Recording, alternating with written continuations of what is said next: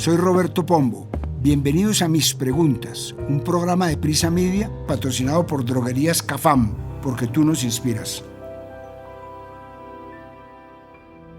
Más de 3 millones de colombianos son personas en situación de discapacidad. Todos los días deben enfrentarse a todo tipo de barreras, desde el desplazamiento, acceder a empleo, hasta la infantilización. ¿Qué es el capacitismo? ¿Cuáles son los obstáculos más comunes que deben enfrentar las personas con discapacidad? Para este capítulo hablamos con el abogado y docente de Derecho Nicolás Ceballos, con la periodista Lina Rojas, con el músico Andrés Jaramillo y con Soraya Montoya, directora ejecutiva de la Fundación Saldarriaga Concha. Soy Roberto Pombo y este es el capítulo 117 de Mis Preguntas. Bienvenidos. ¿Ha escuchado hablar de distopías?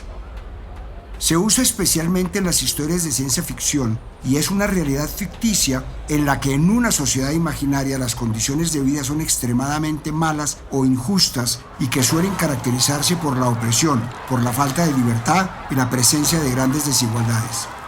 Con frecuencia son metáforas de gobiernos fascistas o totalitarios. Con este tipo de relatos pasa que con mucha frecuencia parecen proféticos y se convierten en cierta medida en una realidad.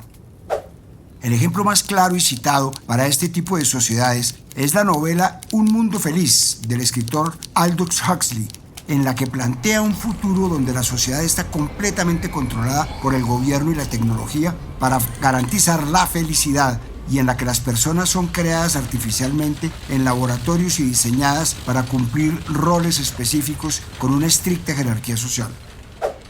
Desde que nacen o son creadas, a estas personas se les condiciona para amar su lugar en la sociedad, así sean trabajadores rasos o líderes. No hay familias, amor romántico ni libertad individual, y la gente evita los problemas emocionales consumiendo una droga llamada soma, que los mantiene tranquilos y satisfechos. Pero hace poco leí un texto con una distopía que se me hizo familiar. Hablo de Harrison Bergeron, un cuento del escritor Kurt Vonnegut. En este cuento, la sociedad está obsesionada con la igualdad, pero en lugar de celebrarla como diversidad, la lleva al extremo. Todos tienen que ser iguales en capacidades físicas, intelectuales y emocionales. Para lograrlo, se imponen restricciones. Por ejemplo, a las personas muy inteligentes se les colocan auriculares que interrumpen su pensamiento con ruidos. A los fuertes se les carga con pesas. A los bellos se les oculta el rostro tras máscaras. Un día, al protagonista, Harrison Bergeron, un joven de 14 años extraordinariamente alto, fuerte e inteligente, que estaba en prisión por sus capacidades particulares y que no se ajustaban a la norma, escapa y aparece en un programa de televisión en vivo en el que se declara en rebeldía contra las leyes que limitan a las personas, y en un acto simbólico se quita todas sus restricciones físicas. Invita a una bailarina del programa a unirse a él y juntos hacen un baile libre y glorioso para demostrar la belleza y el potencial humano sin limitaciones. Sin embargo, este momento de libertad es breve porque una funcionaria del gobierno totalitario entra al estudio y los ejecuta en el acto. El cuento es una crítica a cómo las sociedades imponen barreras artificiales a la uniformidad y a la exclusión del diferente. Como decía antes, algo curioso que tienen estas ficciones con sociedades distópicas es que, aunque son ficción, terminan desnudando una realidad. Y en el caso del cuento de Vonnegut, tiene una similitud con la realidad de millones de personas en Colombia y en el mundo. Me refiero al día a día de las personas con discapacidad. Hace unos días, el 3 de diciembre, se conmemoró el Día de los Derechos de las Personas con Discapacidad, que en el mundo se calcula que son 1.300 millones de personas, o sea, una de cada 6.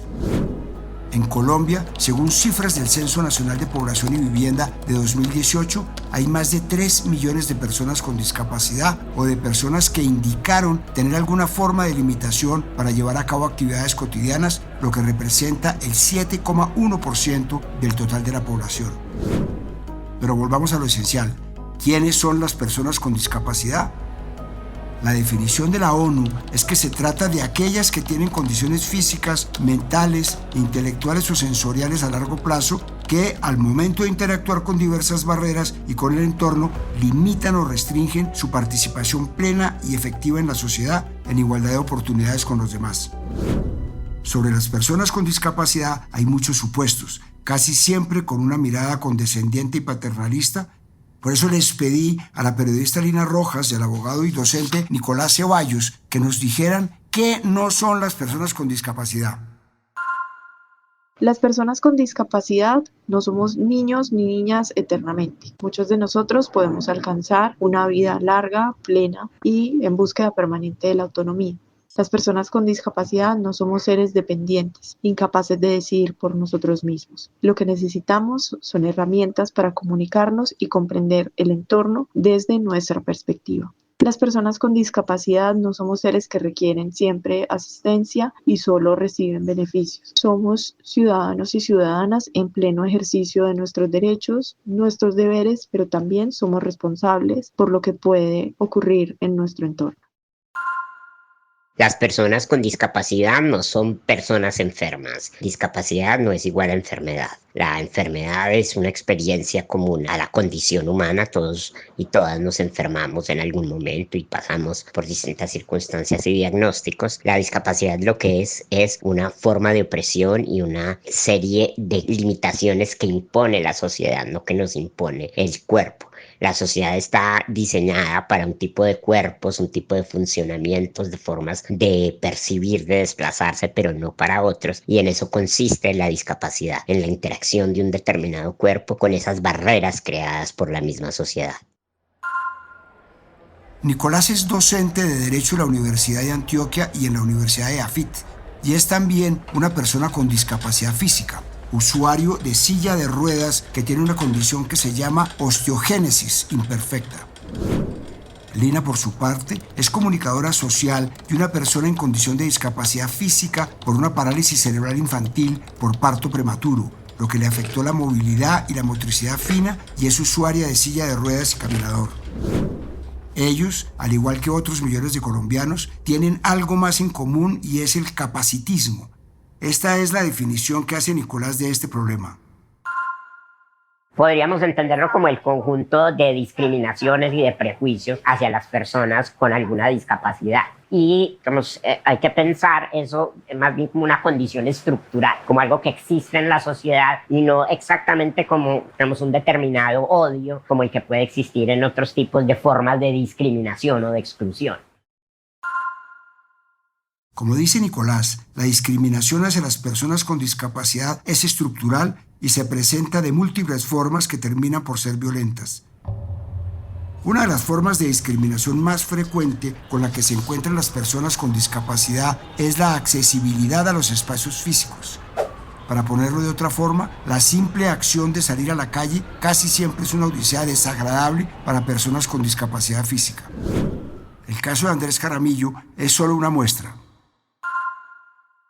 Me cambiaron de sitio porque tenía que ir a una capacitación de mi sitio de trabajo y iba por un andén normal, cuando había un hueco de estos de telefonía que son como cuadrados, ni siquiera son alcantarillas, es un cuadrado, calculo yo, como de 1,50 de ancho por 2 metros de largo. Entonces pues yo efectivamente caí allá porque pues iba por el andén, algo inesperado. El golpe fue pues bastante fuerte, sobre todo lo recibí en las canillas. Y al otro día pues el dolor fuerte en todo el cuerpo, ¿no? Siempre pues gracias a Dios no hubo fractura. Sin embargo sí me rompí la piel. Andrés es un profesor de música y es invidente desde hace casi 15 años por un accidente. Desde entonces ha tenido que aprender de nuevo a moverse por las calles con un bastón o con su perra guía Aria. Con ella ha creado un vínculo especial. Él reconoce todos los movimientos que hace ella y ella los de él. Pero eso no ha hecho que las calles sean menos hostiles. Esa desagradable anécdota que acabamos de escuchar no es la primera. Podría nombrar pues algunos ahorita. Uno son las motos y los carros mal estacionados sobre el andén, ¿cierto? O simplemente, por ejemplo, me pasa, voy caminando y encuentro la silla del almacén afuera, que es donde la señora se ubica, o el señor se ubica para cuidar su mercancía. El pare, el poste, tal vez la alcantarilla y la moto mal parqueada.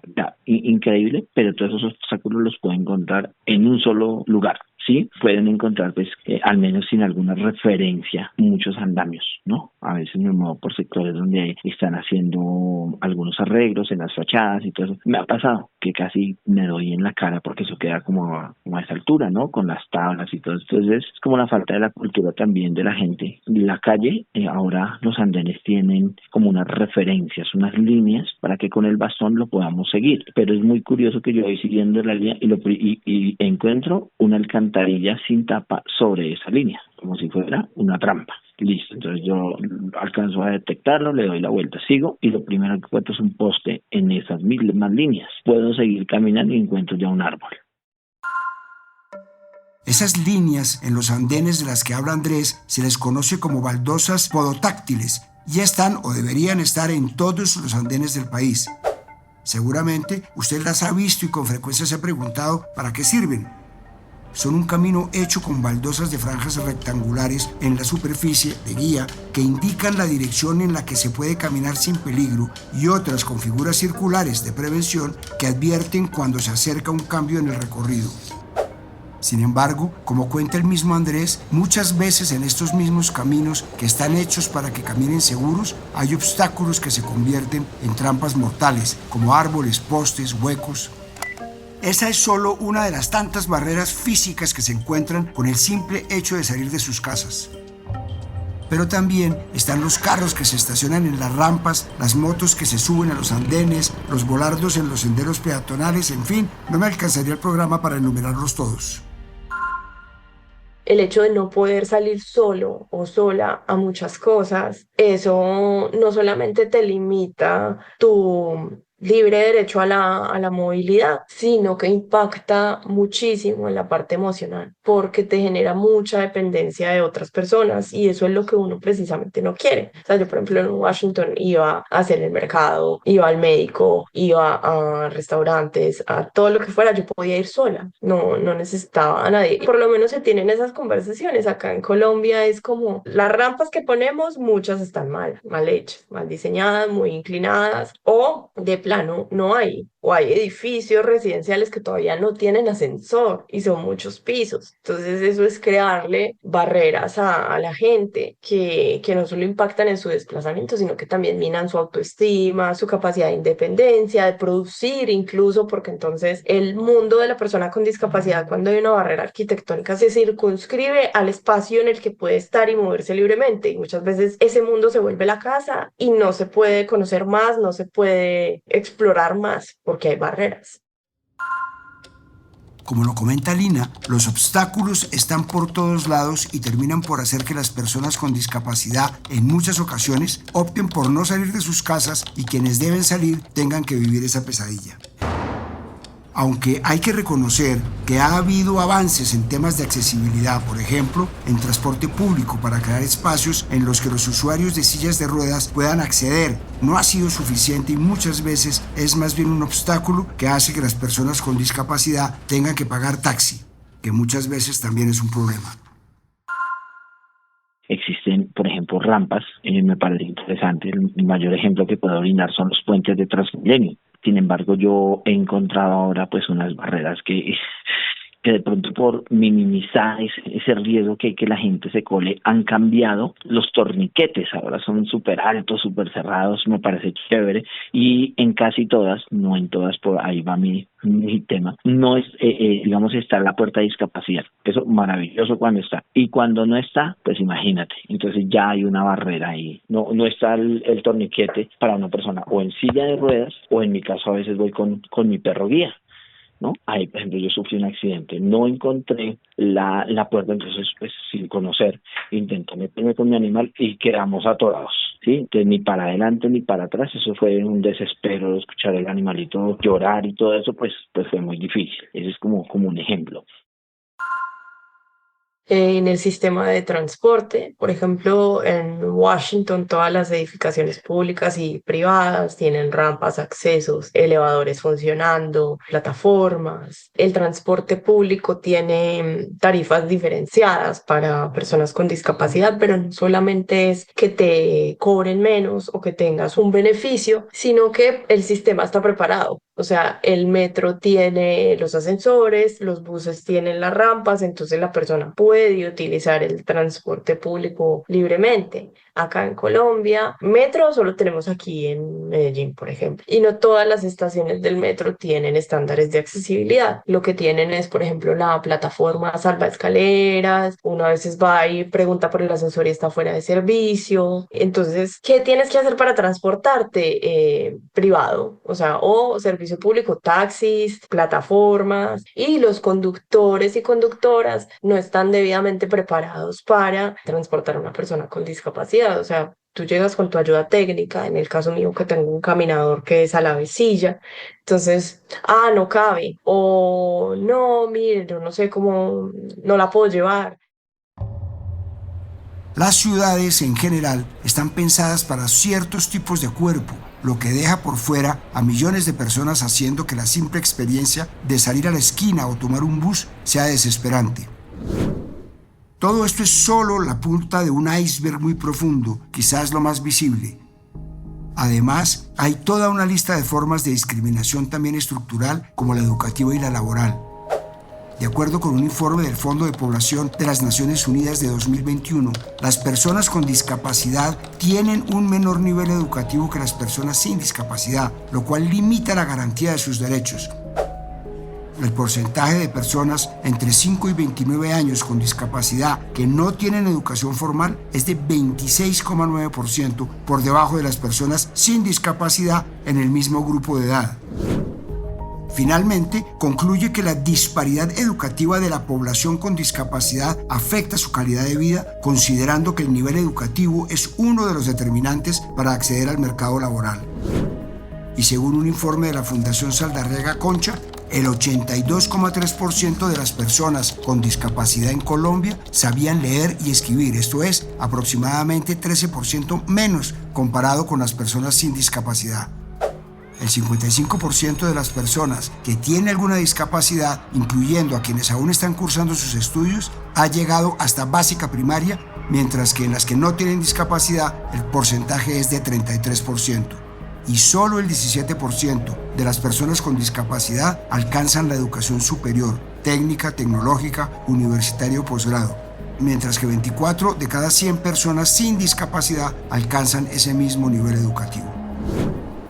Y de acuerdo con la encuesta de calidad de vida del DANE de 2022, el 16,2% de las personas en situación de discapacidad no tienen ningún nivel educativo, frente al 2,6% de las personas sin discapacidad. ¿Por qué las personas con discapacidad tienden a tener menos acceso a la educación que las personas sin discapacidad? Le trasladé la pregunta a Soraya Montoya, directora ejecutiva de la Fundación Saldarriaga Concha, y esto me dijo. El país ha progresado en materia de políticas y acceso a la educación, entre otros compromisos que asumió Colombia al firmar la Convención de Naciones Unidas sobre los derechos de las personas con discapacidad. Sin embargo, se requiere avanzar en garantizar trayectorias educativas completas, es decir, que las niñas y los niños ingresen de manera oportuna a la educación y que puedan transitar sin barreras por todos los niveles educativos.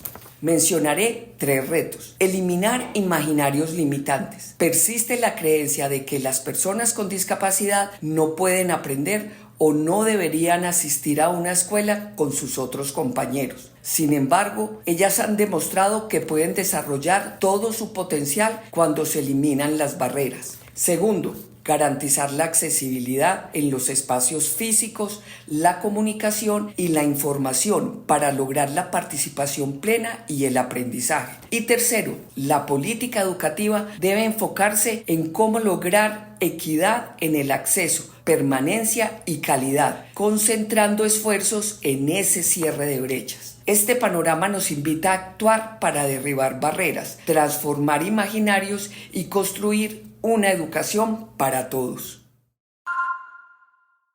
Y claro, si las personas con discapacidad tienen obstáculos para acceder a la educación, en lo laboral hay más. Según estadísticas del DANE, hay 1,9 millones de personas con discapacidad en edad de trabajar, que representan el 5,1% de la población en edad de trabajar. Sin embargo, las personas con discapacidad representan solo el 1,9% de la fuerza laboral del país. Y de acuerdo con el informe de Naciones Unidas que cité hace un momento, en 2021 había una brecha de 24,5% entre las personas con discapacidad que reportaron que se encontraban trabajando respecto a las personas sin discapacidad y concluyeron que persiste la informalidad en las personas con discapacidad. En general, en 2021 se evidenció una alta informalidad laboral, siendo mayor en las personas con discapacidad, que realizan actividades como trabajador independiente o por cuenta propia, con una diferencia de 3,5%. En conclusión, las personas con discapacidad tienen un menor acceso al mercado laboral. Juan Carlos Hernández es administrador de empresas y hace casi 12 años tuvo un accidente en el que cayó sobre su cuello y tuvo fracturas en las vértebras cervicales 5, 6 y 7, un daño medular incompleto, y con el tiempo el daño medular fue completo. Desde entonces está en silla de ruedas, tiene una calificación de discapacidad por la Junta de Invalidez del 84%. Escuchemos cómo ha sido su experiencia en el mercado laboral. Y de febrero a la fecha he estado buscando empleo y realmente no ha sido imposible.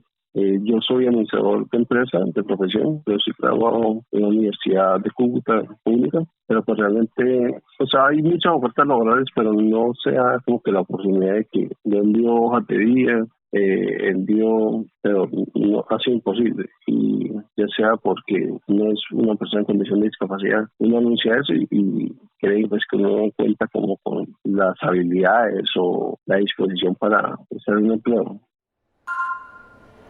El caso de Lina ha sido similar. A pesar de ser una profesional con maestría y haber trabajado en organismos multilaterales, encontrar trabajo no ha sido sencillo. Pero a nivel laboral siempre ha sido una lucha. O sea, de hecho, yo en este momento estoy sin trabajo. Yo pasé sin trabajo los últimos 10 meses porque yo venía trabajando con una organización que precisamente hace todo esto de inclusión laboral de personas con discapacidad, dando entrenamientos en comunicación y liderazgo. Yo era la que preparaba los equipos para incluir personas con discapacidad, trabajaba remoto, pero con mi mudanza no nos pudimos acoplar. La organización decía, no, pero es que tienes que estar basada en Latinoamérica, y yo como, bueno, si el trabajo remoto existe es por algo, porque no podemos seguir, bueno, pero ha sido muy difícil. O sea, por lo menos en Colombia, siempre enfrentarse a bajos salarios, negociaciones de contratos por debajo de la mesa, no hay absoluta garantía y beneficios, entonces siempre me ha tocado trabajar remoto, y yo lo veía al principio como, bueno, es lo único que hay para hacer, y ya lo veo como la única alternativa y modalidad bajo la cual a mí me gusta trabajar. O sea, hay muchas entrevistas que yo presentaba y me decían, ay, pero es que tienes caras. Entonces yo decía, bueno, entonces por eso no me vas a hacer la entrevista, no tienes un primer piso o no tienes otro lugar donde entrevistarme, que esa es una de las cosas con las que yo ahora, desde el rol de consultora y de apoyo a organizaciones a hacer los procesos de inclusión, creen que es algo muy difícil. Creen que es algo que les va a valer mucha plata. Es que por esas mismas creencias es que en Colombia y en América Latina la tasa de empleabilidad es tan bajita. Porque es muy difícil. La historia de Nicolás Ceballos ha sido diferente, pero también hace un análisis de por qué es tan difícil para las personas con discapacidad acceder al mercado laboral.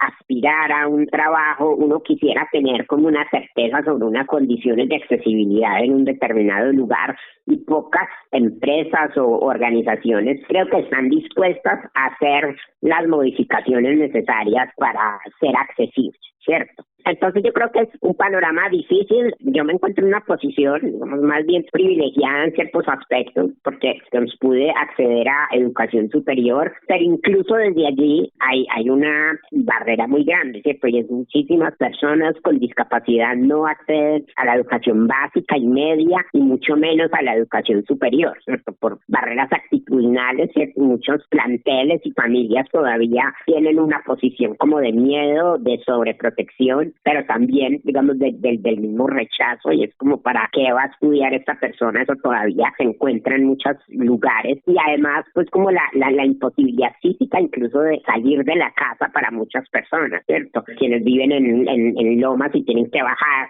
escaleras, y estas personas, digamos, tienen una barrera muy difícil de superar para llegar a una escuela o a un colegio y mucho más después a una universidad.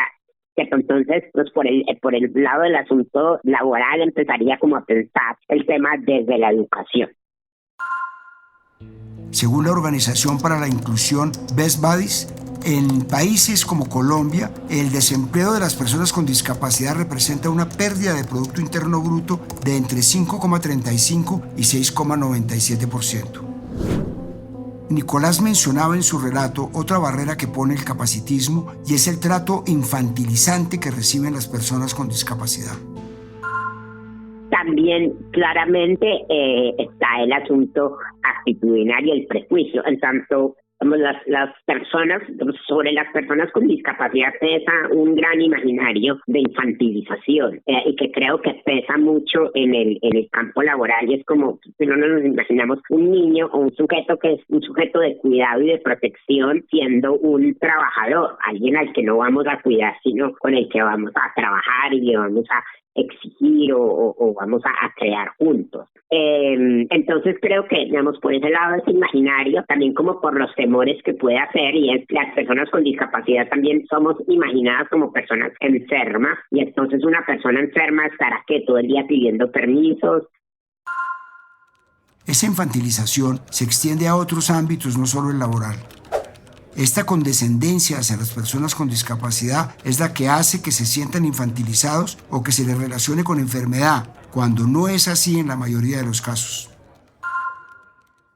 Primero, el pensar que la persona con discapacidad es un niño o una niña eternamente. Y eso se da desde la misma familia. Porque la familia, cuando llega una persona con discapacidad a ese entorno, no está preparada. Y además, empecemos por algo. Siempre que alguien está gestando, embarazada, una mujer, lo que sea, una persona gestante, lo primero que le dicen cuando va a tener un hijo es, ¡ay! No importa que sea niño o niña, lo importante es que venga sano, ¿sí? Entonces, desde ahí estamos condicionando. Entonces, la persona con discapacidad la vemos como una persona que vino en situación de desventaja, que es una persona enferma, y la enfermedad y la discapacidad muchas veces no están relacionadas. La persona puede tener una discapacidad física generada por una condición externa a enfermedades. O sea, los diagnósticos pueden ser muy distintos. Entonces, se nos equipara a todas las personas con discapacidad están enfermas o son personas enfermas.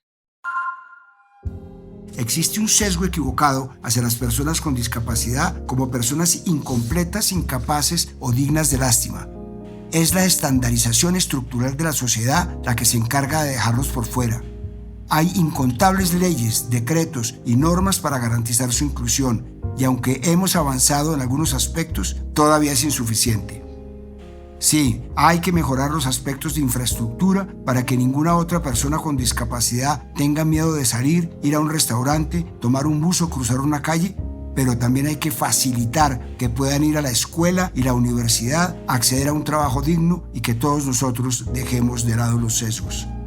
Soy Roberto Pombo y este fue el capítulo 117 de Mis Preguntas. Nos vemos en el próximo capítulo. A partir de este momento, este capítulo de Mis Preguntas queda disponible en todas las plataformas de podcast. Este episodio fue posible gracias a Droguerías Cafam, porque tú nos inspiras. Dirección: Roberto Pombo. Producción general: Juan Abel Gutiérrez. Asesor editorial: Daniel Sampero Espina. Guiones: Juan Abel Gutiérrez y Johnny Rodríguez. Producción de campo: Marcela Salazar y Lucía Beltrán. Postproducción de audio: Carlos Bernal.